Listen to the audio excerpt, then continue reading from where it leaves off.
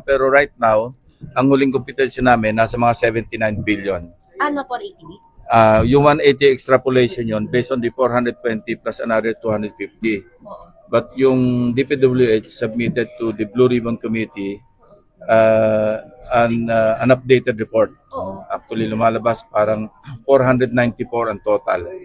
No. Not 600 plus. 494 ghost projects out of 13,000 projects.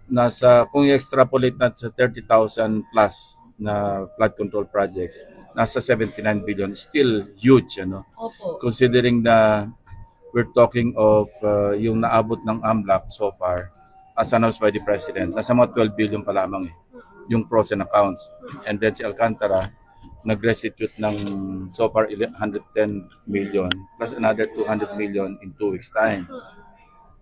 Si Bernardo, I don't know, parang ang estimate ko at least 1 billion.